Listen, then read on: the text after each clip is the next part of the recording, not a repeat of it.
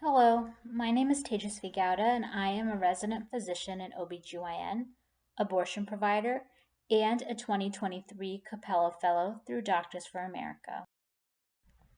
I went into medical school knowing I wanted to work with marginalized communities and break down systemic barriers to accessing healthcare. I began medical school in the summer of 2016 in the backdrop of a very tumultuous presidential election. And from there, I began my journey in political engagement, volunteering at the Democratic National Convention, speaking at and attending local town halls, and volunteering with the Pennsylvania Democrats. As a first year medical student, I had the opportunity to attend an abortion training institute through Medical Students for Choice and knew that my life's work would be in complex family planning. I see abortion care as an act of love and respect for patients. It empowers them to take control of their own bodies and make choices that are best for them and their families. The Supreme Court ruling of Dobbs versus Jackson Women's Health Organization on June 24th, 2022, overruled Roe versus Wade and has had an absolutely devastating effect on access to respectful, life changing, and often life saving medical care for patients, purely based on zip code. As of August 29th, 2023, 43 states prohibit abortion after a certain point in pregnancy. 14 states ban abortion completely. 2 states ban abortion at 6 weeks after their last menstrual period, which is before many people know they are pregnant. 2 states ban abortion at 12 weeks after last menstrual period.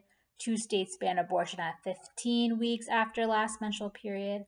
1 state bans abortion at 18 weeks after last menstrual period.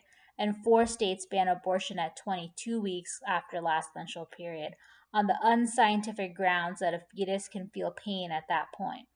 Beyond gestational age limits, abortion providers and patients often work around additional legal hoops called targeted regulation of abortion providers or TRAP laws, like waiting periods and parental consent laws that further restrict access to care and also make it very difficult for OBGYNs to practice in restrictive states that already suffer from limited numbers of reproductive health care providers and high maternal morbidity. If the Dobbs decision has taught us anything, it is that we cannot take our rights for granted.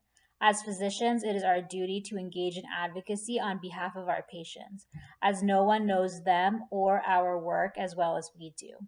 Thus began my journey as a Capella Fellow, to strengthen my policy and advocacy skills alongside my clinical ones, to be a public facing physician that advocates for big picture change that reduces barriers to accessing reproductive health care. As a Capella Fellow, I learned how to use stories to communicate with legislators in a concise, effective way. This was a valuable experience as I spoke with New York State legislators on Capitol Hill through the American College of Obstetricians and Gynecologists Congressional Leadership Conference. As a member of DFA's Health, Justice, and Equity Committee, my ongoing project has been to work making telehealth shield laws more applicable to healthcare providers. Shield laws are laws that can be enacted in abortion friendly states that help shield reproductive healthcare providers who provide care to patients from restrictive states. An amazing collaboration between DFA and the Science, Health, and Information Clinic at Columbia Law created a toolkit on telehealth shield laws highlighting advocacy strategies for these laws. My project is to build off of this toolkit to educate healthcare providers on these bills in states where they already exist. In June of this year, Governor Kathy Hochul of New York signed Senate Bill S 1066B, which provides legal protection to New York providers to prescribe and send abortion pills through telehealth to patients in states that restrict abortion.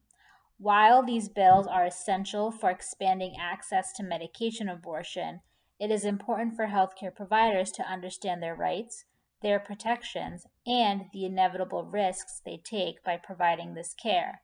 Thus, my project is to continue work with folks at the Science, Health, and Information Clinic at Columbia to break down this bill in a way that is understandable to medical professionals, to enable them to provide this care in an educated way if they choose to do so.